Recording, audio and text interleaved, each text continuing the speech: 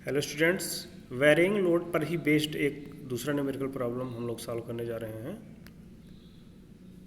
Determine diameter of circular rod made of ductile material with a fatigue strength sigma is equal to 265 megapascal and a tensile yield strength of 350 megapascal. Member is under varying axial load. Member पर axial load लग रहा है और ये axial load varying nature का है। इस load की मिनिमम वैल्यू है -300 इंटू 10⁻³ न्यूटन और इस लोड की जो मैक्सिमम वैल्यू है वो है 700 इंटू 10⁻³ न्यूटन। ये लोड है बेसिकली, मैक्सिमम लोड और मिनिमम लोड, जो कि कंपोनेंट पर एक्सियल डायरेक्शन में लग रहा है। Take stress concentration factor is equal to 1.8। इस क्वेश्चन में स्ट्रेस कॉन्सेंट्रेशन फैक्टर भी हमको एज्यूम करके कंपोनेंट को डिजाइन करना है। Factor of safety is given 2। सबसे पहले आप ये देखिए कि इस क्वेश्चन में हिंट दिया है कि made of ductile material, component ductile material का बना हुआ है। तो मुझे बताइए कि गर्बर मेथड, गुडमैन मेथड और सोडरबर्ग मेथड में से कौन सा मेथड डक्टाइल मटेरियल के लिए यूज किया जाता है? जी हाँ, सोडरबर्ग मेथड। तो क्वेश्चन में कहीं गिवन नहीं है कि आप सोडरबर्ग मेथड का यूज करिए, लेकिन फिर भी हम डक्टाइल मटेरियल से गेस कर सकते हैं कि इस क्वेश्चन को हमको सोडरबर्ग मेथड से सॉल्व करना है, या तो फिर क्वेश्चन में कहेगा कि आप इस मेथड से सॉल्व करिए। कभी कभी क्या होता है कि क्वेश्चन में बिल्कुल भी कुछ भी आइडिया नहीं होती है कि किस मेथड से सॉल्व करना है। तो ऐसी सिचुएशन में आप अंडरलाइन करके, हाईलाइट करके लिख सकते हैं कि using this method.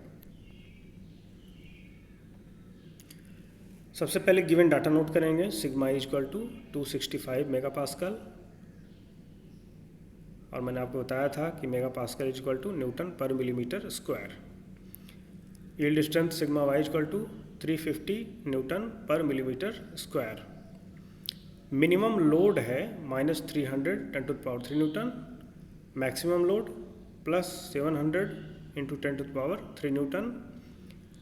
Fatigue stress concentration factor KF है 1.8 and factor of safety is equal to 2। मान लीजिए कंपोनेंट का डायमीटर है d मिलीमीटर और कंपोनेंट पर एक्सियल डायरेक्शन में एक लोड लग रहा है जो कि वेरिंग नेचर का है। तो कंपोनेंट का कितना एरिया इस लोड को रेजिस्ट कर रहा है, वो एरिया है π/4d²।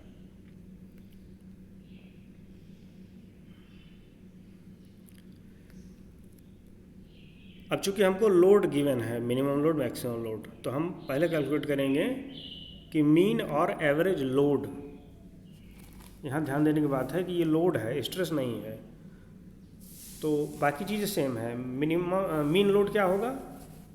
Maximum load plus minimum load divided by 2। Value सहित पुट करेंगे तो 700 और W2 यानी कि मिनिमम लोड कितना है -300 इंटू 10⁻³ डिवाइडेड बाई 2।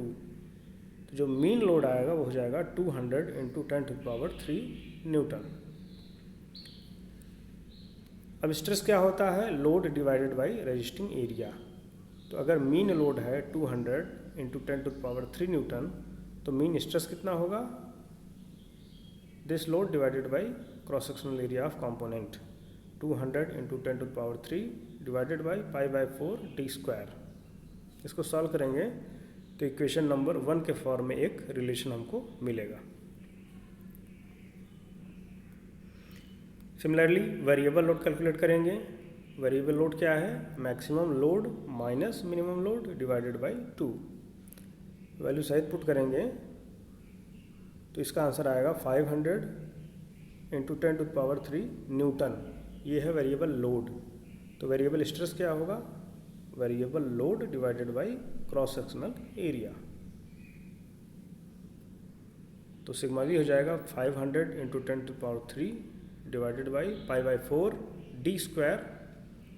इसको सॉल्व करेंगे तो हमको ये रिलेशन मिलेगा सिग्मा वी के लिए। अब मैंने आपको बताया था डक्टाइल मटेरियल है, इसलिए सोडरबर्ग मेथड हम यूज करेंगे और फटीग स्ट्रेस कॉन्सेंट्रेशन फैक्टर को कंसीडर करेंगे।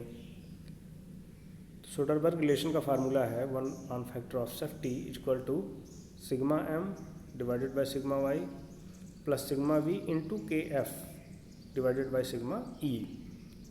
अगर अदर फैक्टर्स होते इस क्वेश्चन में तो हम उनको भी इंक्लूड करते, लेकिन यहाँ पर हमको केवल फटीग स्ट्रेस कॉन्सेंट्रेशन फैक्टर को ही यूज करना है। अब इसमें सारे जो वैल्यूज़ हैं वो हमको नोन हैं। सिग्मा एम और सिग्मा वी डी के टर्म में आएगा, अदर वैल्यूज़ नोन हैं, तो सारी वैल्यूज़ के यहाँ पुट करेंगे तो हमको डायमीटर मिलेगा कंपोनेंट का 100.5 मिलीमीटर। इसका मतलब ये हुआ कि अगर कंपोनेंट पर इस तरह का लोड लग रहा है जो कि वेरी कर रहा है,